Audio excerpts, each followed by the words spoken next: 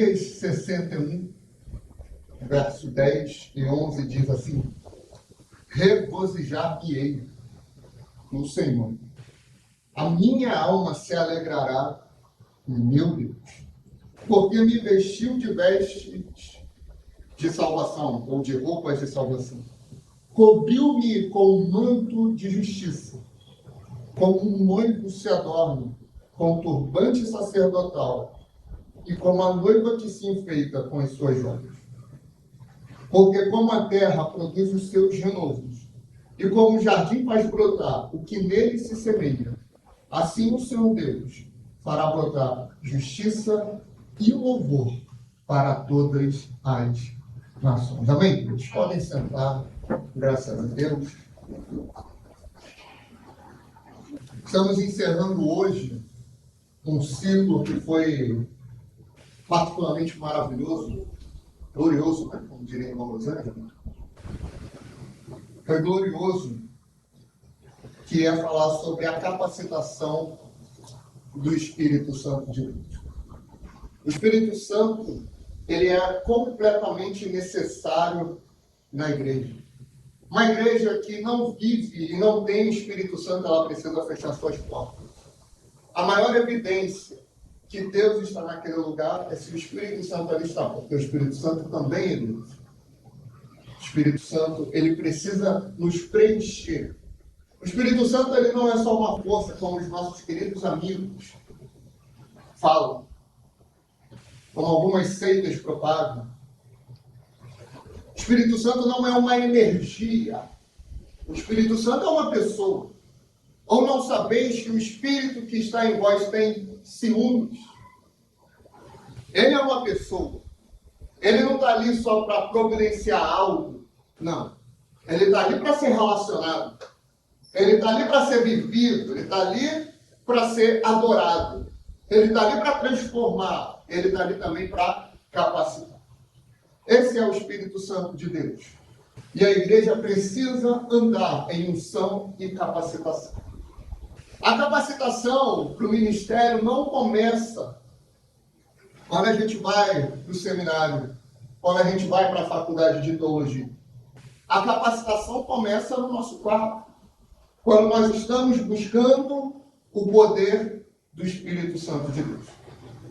O apóstolo Paulo fala aos Romanos, olha só, guerreai ou combatei comigo em oração. O que é isso? Ele está mostrando que a oração, ela não é só um momento que a gente vai fazer pedidos. A oração não é um momento em que a gente apenas vai falar algumas palavras bonitas para Deus. Mas a oração é uma guerra. E quem age pela oração é o Espírito Santo de Deus. Esse Espírito que Isaías 61 profetiza, que cumpre-se em Jesus, e ele deixa isso para a igreja: o Espírito do Senhor Jeová está sobre mim. Esse Espírito Santo, ele tem que permear a tua vida e tem que permear a minha vida. Ele tem que permear a nossa congregação, a Igreja Aliança Cristã. Ele é o capacitador, ele é o acrescentador, ele que vai levar o ministério adiante, ele que vai fazer o reino de Deus expandir. Ele é que vai abrir os corações para ouvirem a sua palavra. Ele que vai abrir a mente, ele que vai quebrar todo o intelecto, todo o dogma. Ele, Espírito Santo de Deus. Não existe obra da igreja sem a ação do Espírito Santo de Deus. É importante que toda igreja entenda isso. Minha intenção não é, de forma alguma, imprimir a minha imagem no ministério. Deixar com que a minha imagem reflita na nossa congregação. Você pega algumas congregações grandes que saem até do nível assim nacional, sabe? Saem até às vezes do nível de outros países, saem até do nível do planeta, sei lá, um nível meio universal, assim, sabe? Você tem essas denominações que os líderes, um são a cópia do outro. Os irmãos são uma cópia do outro. Por quê? Eles vão gerando pessoas, líderes, evangelistas, pastores, a sua imagem e semelhança. Por quê? A igreja é a cópia do pastor. graças a Deus, o pastor dessa igreja é Jesus. A gente tem que imitar ele. A imagem da aliança cristã tem que ser Jesus. A fé que deve ser imitada, a conduta que deve ser imitada, a ação que deve ser imitada é de Jesus, não é a minha, é a dele. Essa é a imagem que tem que estar impressa. Pedro, diz para mim, qual é a imagem que está aí na moeda? A imagem é de César. Portanto, eu digo para você, Pedro, dê a César o que é de César. Para aí? Não. Mas dê a Deus o que é de Deus. O que Jesus fala com ele? Qual a imagem que tem aí na moeda? Certo? Vamos lá no Éden. Vamos lá no jardim. Vamos lá em Gênesis. E Deus criou o homem à sua imagem e à sua semelhança. Dê a César o que é de César, a moeda. Mas dê a Deus a tua vida ao que é de Deus. Você tem a imagem de Deus, entrega ela a Deus. Ou seja, o que está em nós é a imagem de Cristo. E essa imagem que tem que reluzir no mundo. É por isso que em um momento Jesus chega e fala assim, eu sou a luz do mundo. João 8,12. Mas no outro momento, em Mateus 5, ele fala, vós sois a luz. Ou seja, a igreja vai refletindo a sua imagem e a sua semelhança no mundo, com o poder do Espírito Santo. E o que a gente, como igreja, precisa fazer? Primeiro, irmãos, nós precisamos nos conscientizar no que tange à salvação. A gente estava morto em delito e em pecado, mas fomos vivificados pela graça de Deus. Mas você já percebeu o quanto eu bato nessa tecla? O quanto, há 1 ano e meio, algumas vezes no mês, eu bato nessa tecla. Nós estávamos mortos, nós estávamos perdidos, mas Cristo veio, a sua graça nos alcançou, porque isso é o Evangelho. O Evangelho se resume ao estado em que estávamos, que é a má notícia, a condenação eterna. Para a boa notícia, que é o estado que estamos, que Cristo nos resgatou. Por que eu bato tanto nessa tecla? Porque a gente tem que sempre relembrar isso. No mês que vem, em maio, nós vamos entrar numa série de mensagens que eu particularmente não gosto de pregar. Nada particularmente contra, é bíblico. São assuntos necessários. Só que quando a gente começa a trazer os alertas contra a apostasia, contra falsos profetas, falsos pastores, a gente vai entrando por um caminho de que está tudo errado. E a gente inconscientemente, ou às vezes até conscientemente, vai se colocando superior a outros. Irmãos, em nome de Jesus, o Espírito me chamou para pregar e resgatar as ovelhas que foram destinadas para a matança. As ovelhas que estão sendo destruídas e estão sendo arruinadas. Querendo eu ou não, gostando eu ou não, eu preciso alertar aqueles que estão no caminho de morte. Então haverá algumas mensagens de alerta, de aviso, chamando a atenção, mas o Espírito expressamente diz que nos últimos dias muitos ou alguns apostatarão da fé, dando ouvido a espíritos enganadores e a doutrinas de demônio. Eu preciso alertar. Só que não entenda errado. O nosso alerta é para libertá-los. Não é para nos colocar como se fosse superior a outra denominação ou a outro pastor. Por isso eu bato tanto na tecla. Nós estávamos mortos. Nós precisamos de auxílios. Nós precisamos de ajuda. Nós precisávamos de salvação. Por isso, glória a Deus nas alturas e paz na terra entre os homens. Porque Cristo, o nosso Rei, veio nos salvar. Você tem noção disso? Você tem consciência disso? Querido, ao acordar, todos os dias, não ore falando, Senhor, guarda o meu dia. Não agradeça pelo fôlego de vida. Não primeiramente.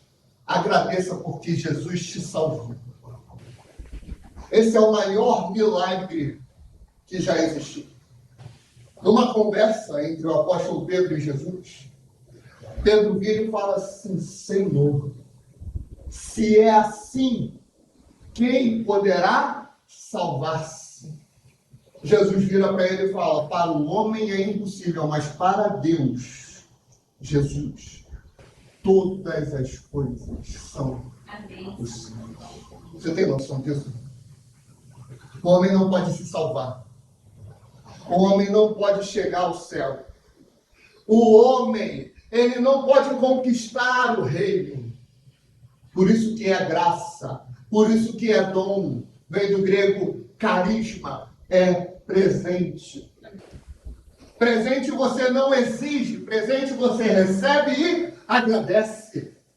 O maior de todos os presentes que você poderia ter recebido na tua curta vida sobre essa terra se chama salvação.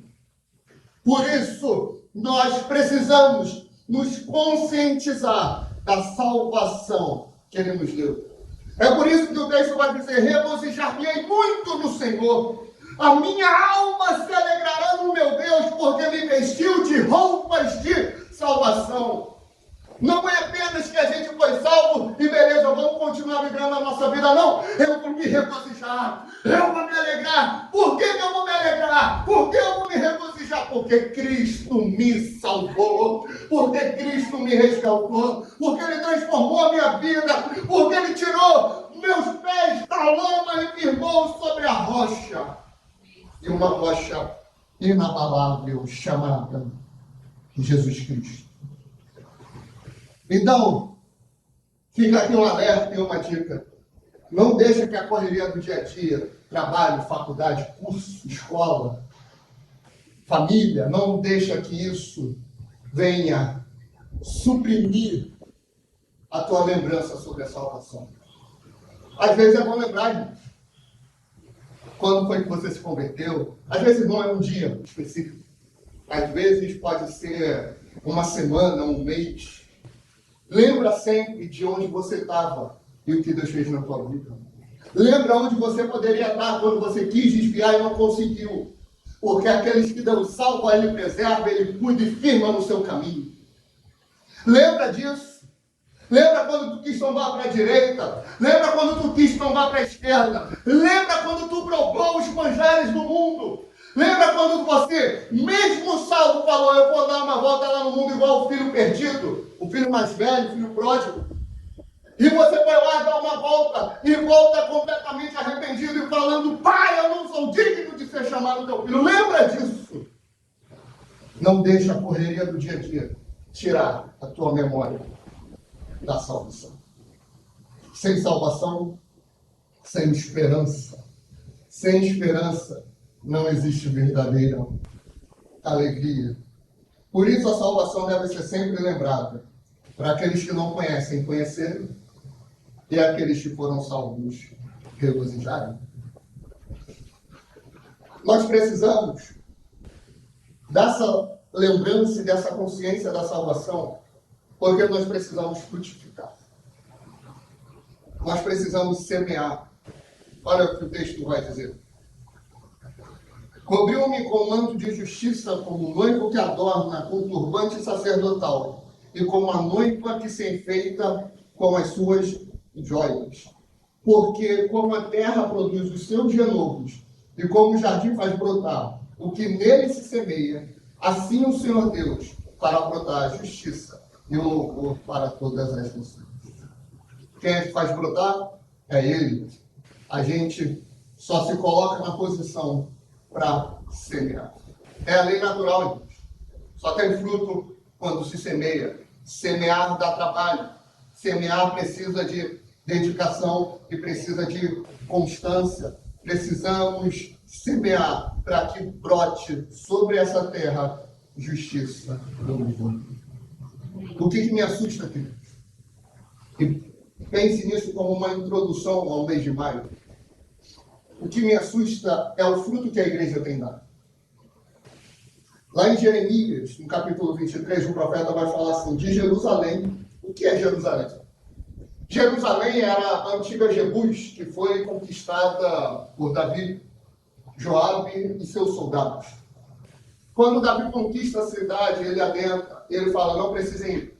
Vamos estabelecer o reino aqui. Aqueles que quiserem ficar serão acolhidos. Os que quiserem ir, vão em paz. Assim ele conquista a cidade como uma grande fortaleza, ele a cria e ele a estabelece. Era praticamente intransponível. Era uma cidade intransponível, de difícil acesso. Ninguém conseguia invadir. Tanto que quando Absalão ele forma uma rebelião para vir contra Davi, Davi fala, não vamos, porque vai ser um derramar de sangue. Existia uma possibilidade de uma vitória, uma chance mínima, mas existia por parte de Davi. Porque muitos tinham se voltado contra ele, mas ele ainda tinha ao seu lado os muros de Jerusalém. Mas ele vai embora. Ele não fica. A Jerusalém é conhecida como a cidade do grande rei. Era tido como lugar da presença de Deus. Inclusive hoje existem povos Israel e árabes, israelitas e árabes, estão guerreando, estão lutando burocraticamente para saber quem manda ali em Israel. Embora estejam chegando num consenso de ambos ali conviverem, Israel não está satisfeito. Por quê? Porque aquela cidade é importante para os descendentes de Abraão ou Ibrahim. Abraão para os judeus, Ibrahim para os muçulmanos. É a cidade prometida. É de onde vêm as bênçãos de Deus. Inclusive o Salmo vai falar o quê? Orai pela paz em Jerusalém. Não fala pela paz do Rio de Janeiro. E olha que a gente precisa orar pela paz nessa cidade. Turbulento, caótico. Não fala para orar pela paz em Canaã, que era uma cidade dos tempos bíblicos. Não fala para orar pela paz, vamos lá, em Roma, na Síria. Não, é pela paz em Jerusalém, porque Deus tem um apreço por aquela cidade. Inclusive, as duas testemunhas, falaremos disso no outro momento, elas pisarão lá em Jerusalém, e lá elas serão mortas, segundo Apocalipse 11. É uma cidade que está em todo o cenário desde o início. Uma cidade onde devia vir o bem. Uma cidade onde devia vir a bênção de Deus. Uma cidade que deveria ser referência, só que por causa da idolatria nos tempos de Jeremias, por causa da devassidão, por causa do pecado, o Senhor vira para o profeta e fala assim, de Jerusalém tem saído um mal para toda a terra. Irmãos, pode uma árvore boa dar frutos ruins, frutos maus? Pode de uma mesma fonte jorrar água doce e água amarga, água salgada? Pode? Não. Como pode a cidade que Deus estabeleceu para ser o bem, a bênção da humanidade? Essa cidade está produzindo um mal. Por quê? Por causa dos falsos profetas, por causa dos falsos pastores, por causa das seitas, por causa dos hereges, porque eles ensinam um caminho deturpado do que está escrito na Bíblia. Aí o povo vai se corrompendo, vai se corrompendo, vai se corrompendo. A igreja hoje não produz o fruto que devia produzir, justiça e louvor. A igreja produz outro fruto. A igreja produz morte. A igreja produz crimes. A igreja produz falência. As pessoas estão se afastando da igreja. Porque, para elas, é a mesma coisa do que viver no mundo. Porque no domingo está lá, no púlpito, tocando seu violão, sua guitarra e seu teclado. Mas na segunda-feira está na prostituição e na fornicação. Quando eles chegam para o pastor fala, está tudo bem. Está tudo bem? Seguir a paz com todos e a santificação sem a qual ninguém verá a Deus. Não está tudo bem não, irmão. Vamos se arrepender, vamos mudar. Mas não, é devassidão. Aí os líderes, os pastores, ao invés de cuidar do rebanho, eles são como Ezequiel 34. Ai dos pastores que apacentam a si mesmo, não apacentarão as minhas ovelhas. A ferida não curais. E por aí vai. Olha o que eles têm feito. Aí o povo vai se destruindo, vai se destruindo, vai se destruindo. E o mal vem propagando. Deus não chamou a igreja para propagar esse mal. Deus não chamou a igreja para viver em imundícia, para viver em sujeira. Deus não chamou a igreja para viver uma vida de pecado, mas Ele chamou uma igreja para purificá-la, para adorná-la, para lavá-la segundo a sua palavra. Ele chamou uma igreja para ser santa, para ser irrepreensível, não para ser igual ao mundo. Deus chamou a igreja para que ela produza o evangelho. Produza não, para que ela propague, porque o evangelho já está produzido. Para que ela leve o evangelho adiante. Deus chamou a igreja para isso. Deus chamou a igreja para ser igreja, não para ser mundo. Para produzir justiça e para produzir louvor. Por isso, o avivamento espiritual é necessário. Para trazer um alinhamento, para trazer reforma, para brotar justiça e brotar louvor. Por isso, irmãos, o Espírito do Senhor Jeová está sobre nós. Se você crê nisso, jejue, ore. Vitor, eu já tenho experiência. Vitor, eu já ore mais. Eu falo em línguas, fale mais. Eu tenho visão, tenha mais. Eu tenho experiência de cura, tenha mais. Vá nos hospitais. Pregue o evangelho a todos. Não pregue a denominação. Não pregue a instituição. Não pregue a organização. Pregue Jesus Cristo. Ganhe almas para Ele. Tendo o Espírito do Senhor Jeová sobre a tua vida. O fruto de louvor e o fruto de justiça no Espírito que tu deve produzir é esse, são almas. É o reino avançando. Vitor, mas as igrejas estão lotadas, porque é a mesma coisa viver no mundo e viver na igreja, irmão. É a mesma coisa, nós viemos para romper isso, para trazer um novo marco, para trazer mudança.